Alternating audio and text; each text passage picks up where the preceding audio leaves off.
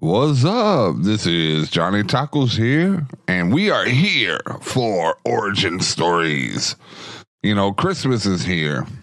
Have you called someone that you loved or called someone that you miss and just tell them you love them and that Merry Christmas? And this is a season to be, to be closer to each other, to know that that person knows that you love them. You know, I know it could be hard for a lot of people because of issues going on with life and the way people get separated and moved. Life moves on and people move on. But have you really thought about it? Have you really opened your heart and say, hey, I miss my brother. I miss my sister, my mom, even my kids. I miss my kids. And I just want you to take the time to see if you can reach out and tell someone, hey, I love you and Merry Christmas. And you know what? For you to do that and let go, it'd be such a honor to yourself that you try to reach out. So, but enough of that, because we are here to rock. And we are here to roll. And if you put it together, it is rock and roll. And today I have Christian black metal artist Bismoth. And we're going to start off with a little intro music, my intro music. And then we're going to rock and roll with a little bit of In Christ Together. Here on the Johnny Tacos Show, Origin Stories. Hey, this is Monica from Theoterran. This is Pathos from Symphony Hi, of this Heaven, is and Randy you are Rose. listening to the Johnny Tacos Hey, what's Show. up, everybody? This is Paul McCoy from the band 12 Stones, and you're listening to the Johnny Taco This is Show. Sloths in a Bucket on Johnny Taco Show. Hey, this is Sergio Pollock from A Vespertine Rising. Hey guys, this is Jeremy Sims from With Blood Comes Cleansing. You're listening to the Johnny Taco Show. This is Patrick from Ritual Servant, and you're listening to... Welcome to the Johnny Taco Show.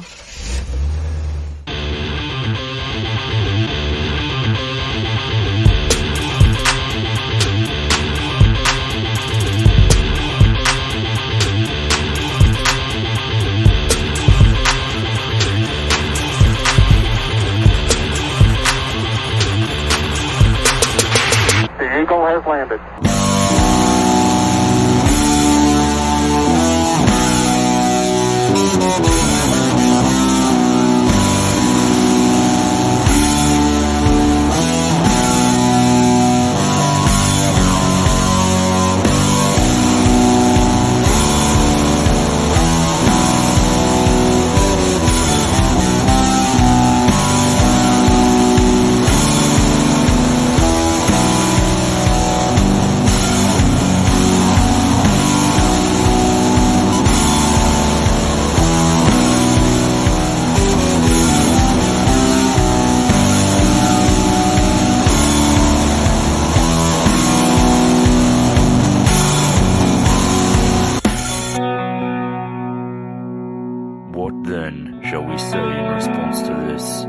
If God is for us, Who who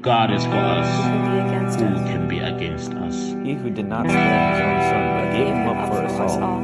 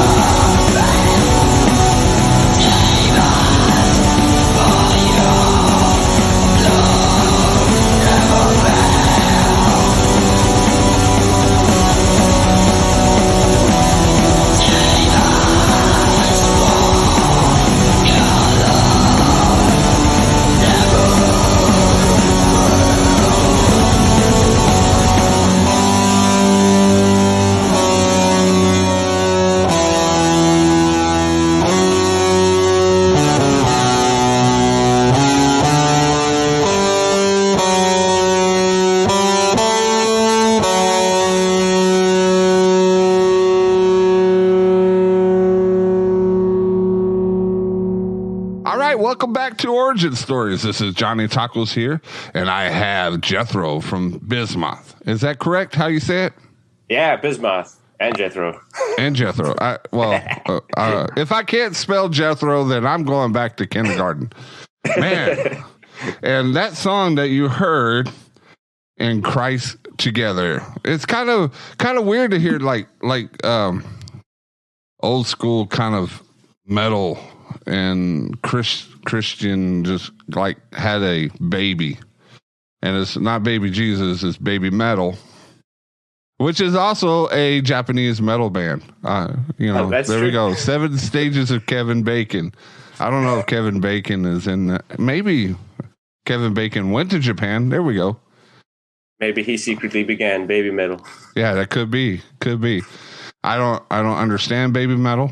I'm thinking, all right, this is going to be hard. And then they're talking like they're helium based.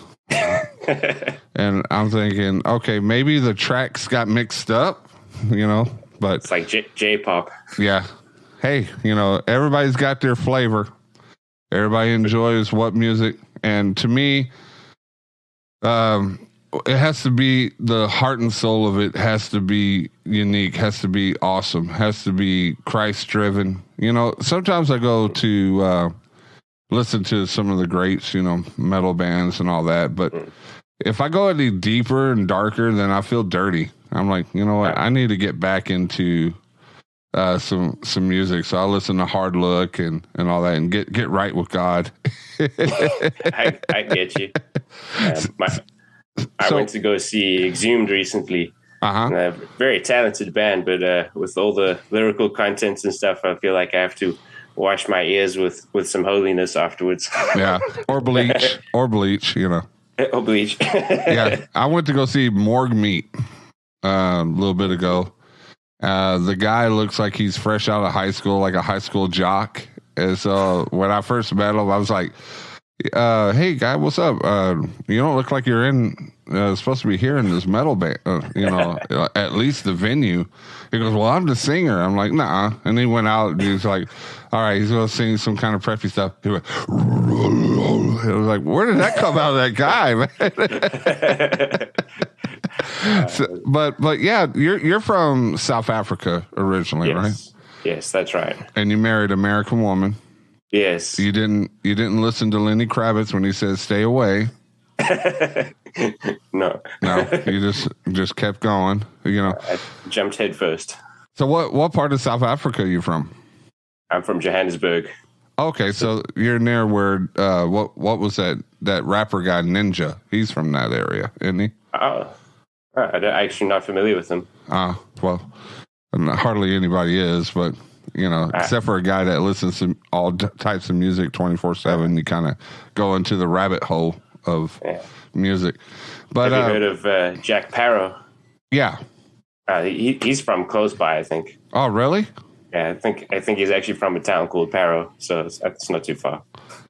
So back to being South African to being an American now. How did that come along? Did you meet her? Like, did she come to South Africa and like woo you down with her American woman magic?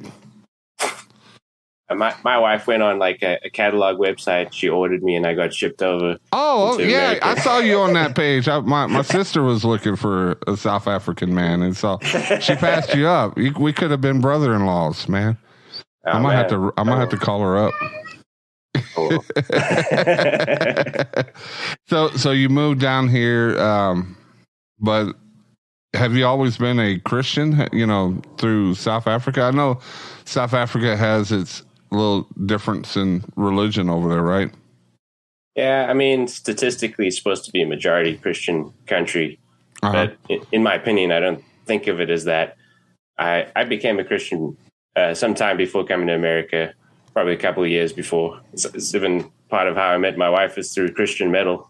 Okay, awesome. And you had to get prepared for America. You're like, oh, everybody's red-blooded Christian over there. Let me get right. Let me get right with God while I take this trip across the pond. Yeah, I made sure to learn Star Spangled Banner before I came. Hey, I don't even know that song. I'll be honest, I probably don't know it either. So, doing music, you've always been.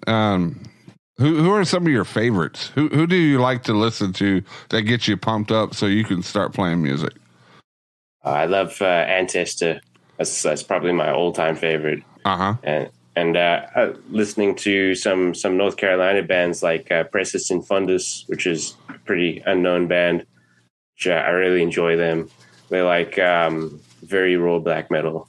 I enjoy stuff that sounds like it's recorded in a garage. And So you like that Garage Days Revisited from Metallica?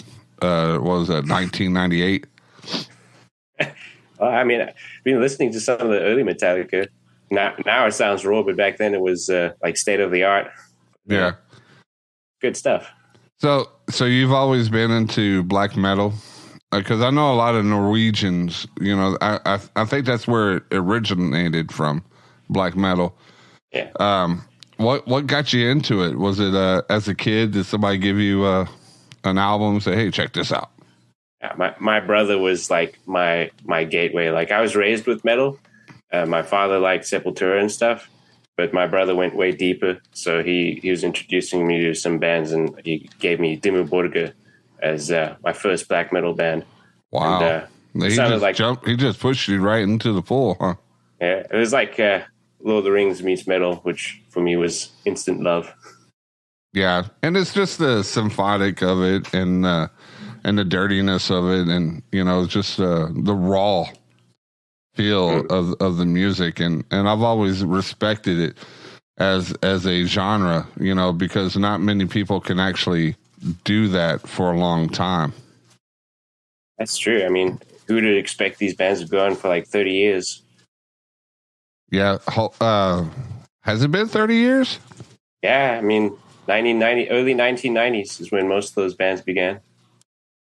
Wow, and man, time's going by quick, man. You're making me feel old because I was like 15, maybe 14 when they started coming out.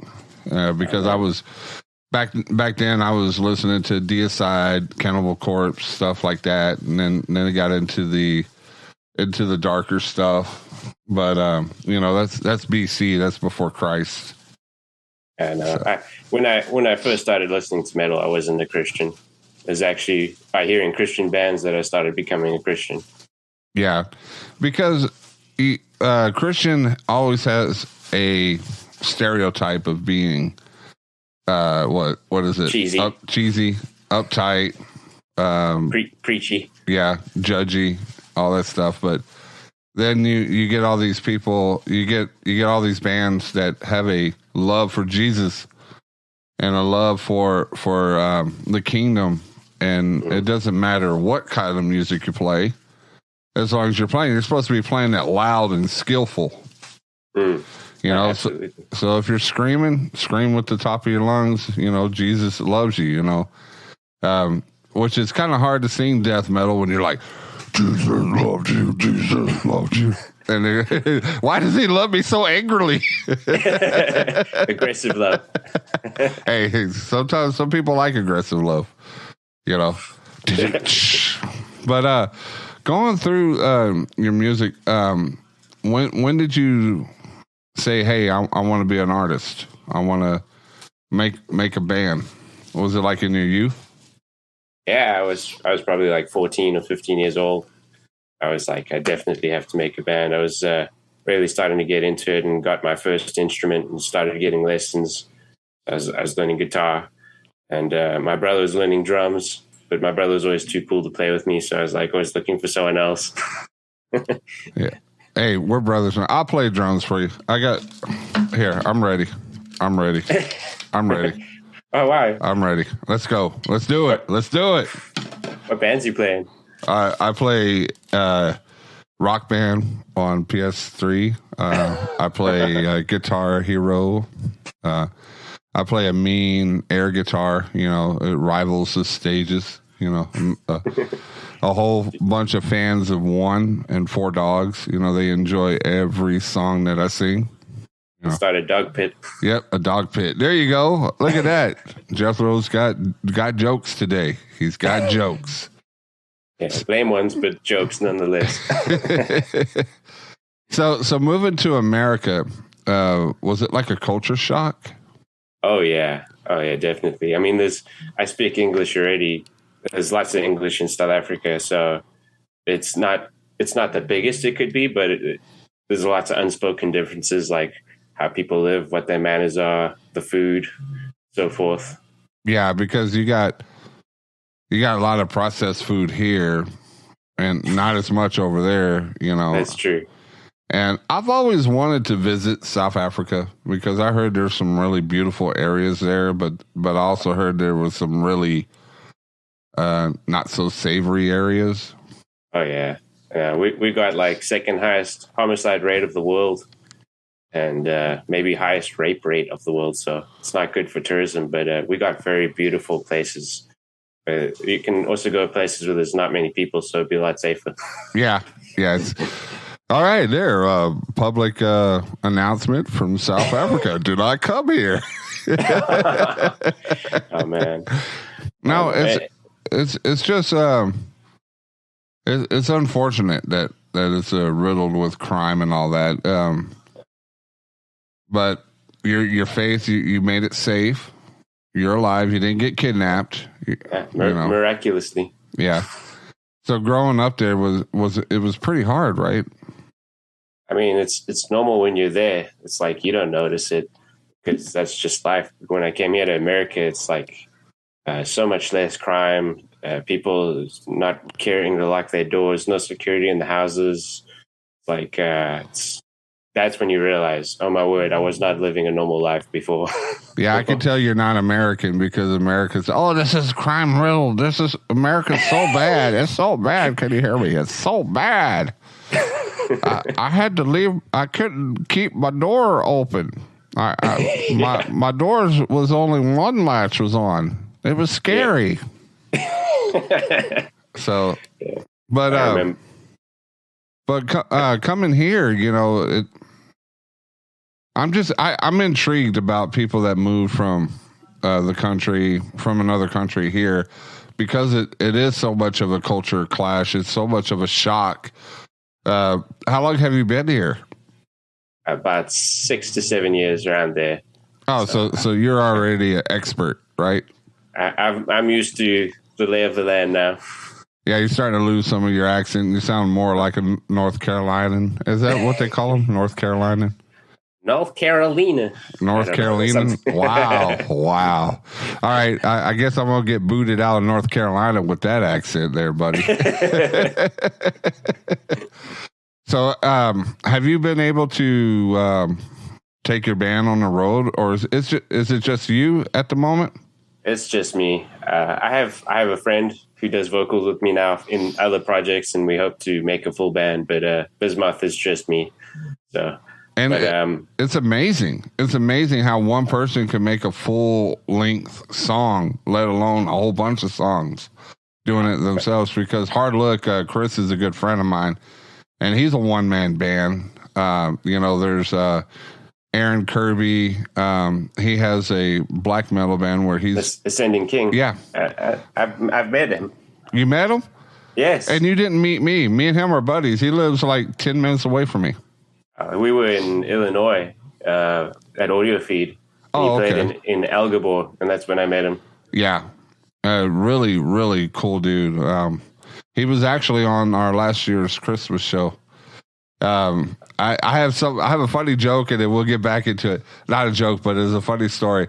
When I interviewed him face to face. He came to the studio, and he was talking very intellectual. My best friend Filthy Rich from Praise Against the Machine, he was listening to the podcast. He's like, oh, he's got a book out. He's very, very intellectual and all that. And then he goes, and then I forgot which song I put on the show, and he goes, he got scared. He's like, well, I'm ready. I was relaxed, enjoyed. His voice was very soothing.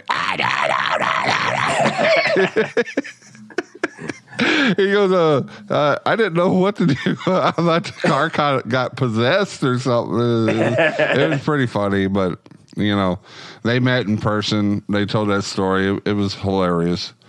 But yeah, have you ever been to Texas? I have not been to Texas, but I would love to come one day. Well, Texas is different than any other state. It's big. Well, everything's bigger. Yeah. Yeah, I'm 6'6", so I'm proof that everything is bigger in Texas.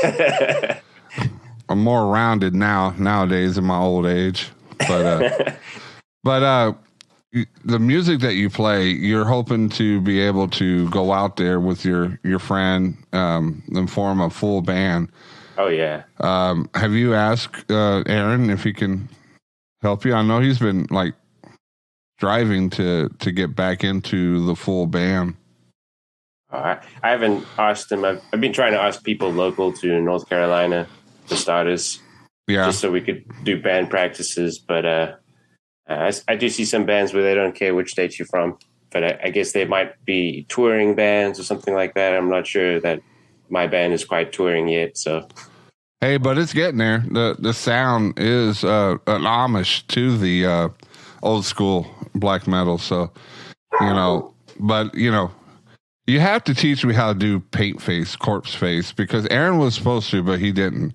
Do you put corpse face paint on? I've never done it. You've never done it, and you're a black metal band. Bad. It's sort of like playing baseball, but without having a catcher's mitt. I'm just going to catch it with my hand. I think of Stevie T's video when he says it's makeup, the stuff that girls use to make themselves pretty. Like, maybe I won't do it. Hey, I like to feel pretty every now and then. Ha ha ha. But going through this music and having the love for Christ, I know in the black metal family, it's not Christ based, because it's so dark and so eerie. It's far away. I wouldn't say satanic, because Cradle of Filth said they were not satanic, but I don't really consider them black metal anyways. I consider them more poppy metal. But having that and having your Christian faith on there, have you had a lot of support from that community? Not entirely. I'd say it's improved in the last 5 years, but especially South Africa is behind the world by just a couple of years. So when the world goes through something, South Africa in a few years' time will go through the same thing. So when I began, lots of people really not in the metal scene not liking what I'm doing because it's Christian. But in America, I feel like even if people aren't Christian, there's less and less issues with it. Maybe some people are still pretty militant about it, but I could share it in a normal black metal group and some people would like it. Or I can make friends with some people and even satanic black metal bands and we can be friends. So I'd say it's cooled down over the time. Yeah, because, if you listen to it, it's the same ambiance, it's the same music, it's the same vocals, the way the vocals are made, it's everything is the same. It's just the message is more positive.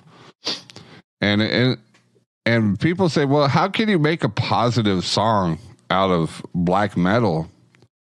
So how did you make that recipe? Because there's some of your music has a positive message, but it's from the pits of black metal.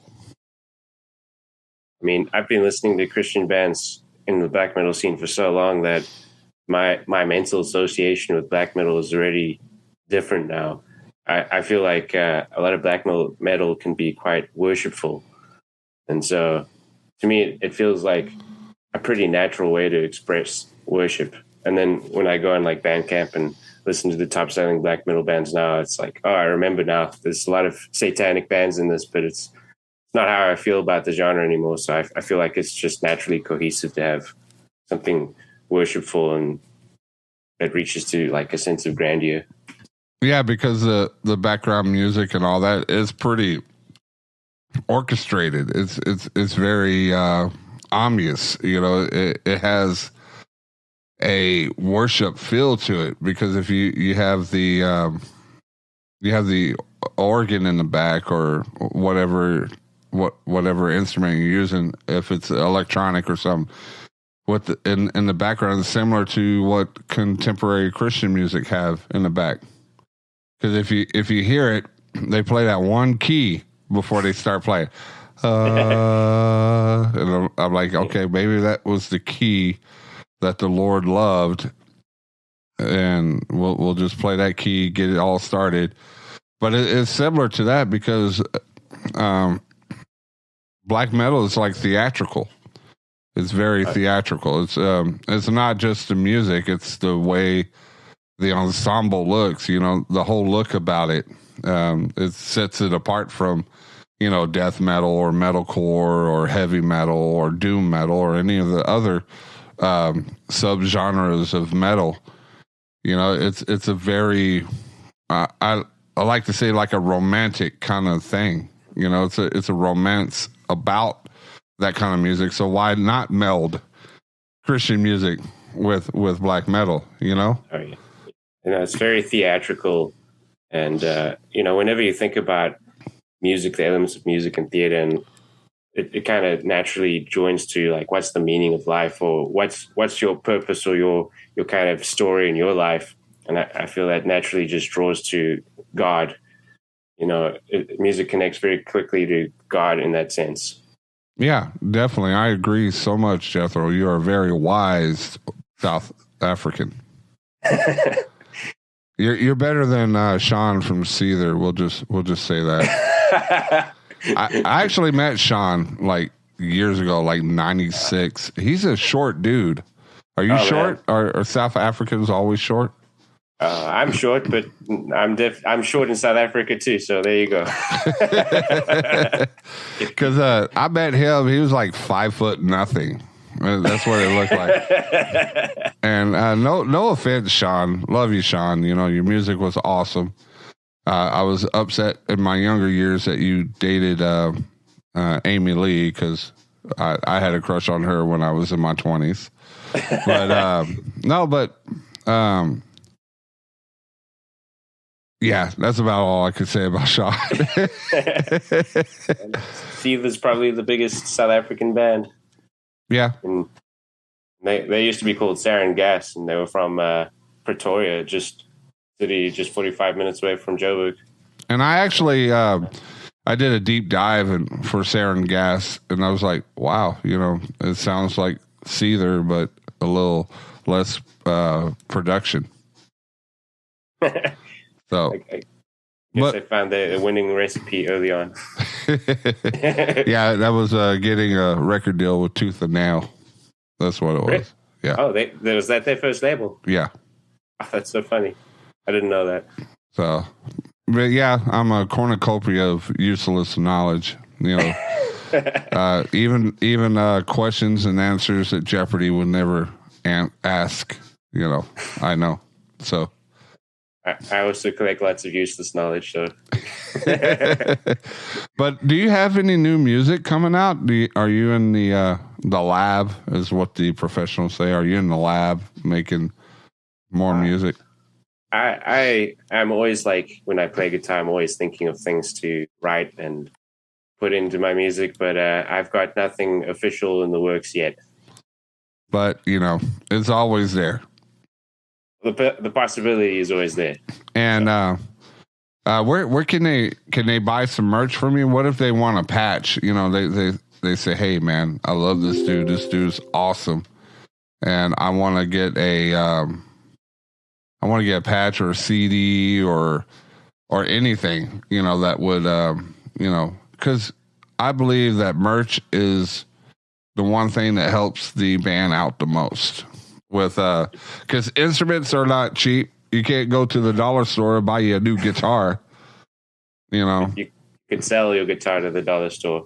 Yeah. And then you can start black metal a cappella, and that'd be cheap. Hey, there you go. You made a new subgenre. It's a subgenre. you need somebody to do the little throat singing. Yeah. Like there that. you go. There you go. We got a little taste of the band. So I sell all my merch on Bandcamp, the CDs and patches and T-shirts and stuff.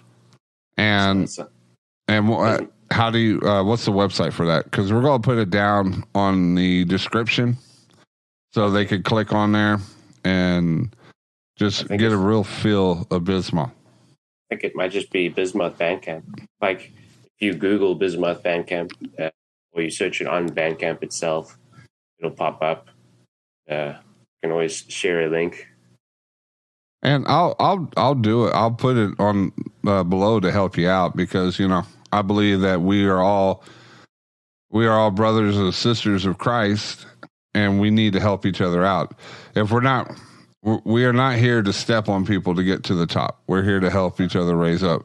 Abraham with his arms up, he had two other people helping him with it. Or was it Moses? It was Moses, or was it Abraham? Moses. It was Moses. His arms get tired. They raise it up. They were winning. And that right there is the definition of helping each other out. I appreciate it. All right. Is there anything you want to tell your new fans? Because you're going to get some new fans from here. Is there anything that you want any kind of inspiration? Someone that loves black metal and they're Christian and they want to follow your footsteps. You have any good advice? My best advice is just persisting and just continuing. I've been making music for 14 years, and like first few years, kind of like dead end. But if you just don't give up and you just keep going, I think that's when things start picking up, like by the odds alone. Yeah. Well, that was great. Inspiration. We're coming to the end of the show. Want to thank you, Jethro, for taking your time out from your American woman, your American wife. And God bless you, brother. Keep doing what you're doing. It's for God. It's not for everybody out there. It's an eclectic taste, just like any other genre. People have to really love it or they really hate it. It's all in the way that you love music. And I'm just so proud to know you, to get to know you, and to further go on this rabbit hole of your music and learn more about your music and about how God has crafted you through each vocal. I appreciate it. And I tell you one thing, man, 6 years you got right with God, because that airplane trip is a monster. You probably had a couple of layaways. It was 21 hours. It was one time in Atlanta. Yeah. You needed Jesus to take the wheel from there, right? Yeah. I had the middle row seat. Wow, that's even more torture. You must really love this woman. For sure. So we're going to end with the song Perfect Peace. Can you let the listeners know a little backstory about this song? Sure. I wrote this song in North Myrtle Beach. My wife and I were kind of like on a second honeymoon. There was this fountain outside where we were staying, and it was just so peaceful. We'd come outside and you just hear water running, birds chirping and stuff. So the song comes from the middle piece, which is like a fountain song with bird songs. And it just makes me think of that really peaceful and happy time together. Yeah, and I think we need that perfect peace, especially with today's, what's going on with today and the way the world is just on its upside down. Absolutely. We need to find that peace, and the only peace we can find it through is through Jesus. And once we get once we open our heart to Jesus, I'm not going to say it's going to be an easy trip. They don't give you a Christian. You don't get a card in the mail, a metal card, and you just show it everywhere, and blessings are just falling on you everywhere you go. And you're happy go. You're petting puppies. Puppies are not biting. The babies are not biting. Nothing's biting you. No, it's not true. I think being a Christian is one of the hardest things you could do today in the world. But the one thing that sets us apart from the people of the world is that we know where we're going, and we know how that God's in control, and that this is just a season. Any of the things that you're going through, if you're going through depression, you're going through suffering, you're going through a loss, you don't feel like God's there. God is there. He's there. He's with you. He's holding your hand through there. He's trying to comfort you. You have to sit down and rest and listen. Because I like what C.S. Lewis says about Christianity. He said, if I want to be happy, a good bottle of port could do that. So being Christian is not about being happy. It's about following truth. Yeah. And at the outcome is, you go to the kingdom and you're invited with the warmth of God. Then you can be happy. Yeah. Because in the kingdom, there's no bad thoughts. There's nothing. There's just pure love. And you feel that pure love from God. And the only way you could go through is through Jesus Christ. He ripped the veil to know Jesus Christ, to have that relationship with Jesus Christ. So if you feel like you want to be saved, or you want to take that step of baptism, or you want to give your life to God, there's several churches out there, great churches, that you can go and give your life. Or you can say this to yourself, go to your own personal room, closet, just a place where you can be with God and say, hey, I'm a sinner and I need you, God. I want you to help me. I want you to let the old me die and the new one arise. And I want you in my heart, Lord, because you are the way, you are the light, and you are the one true God. So if you say that, you don't have to say in those words. You just talk with your heart. Speak with your heart, just like black metal. You get that feel. You get the emotion, the raw emotion. Just let them know how you feel, because I tell you one thing. It will change your mind. It will change your life. God already knows how each one of us feel. No point in sugarcoating it. Yep, no sugarcoating, because sugar is processed foods, and we want to eat more like South Africans. But anyways, Jethro, thank you for being on the show, brother. God bless you and everything you do. God bless your family. And we hope to hear more music coming from you. Awesome. God bless you too.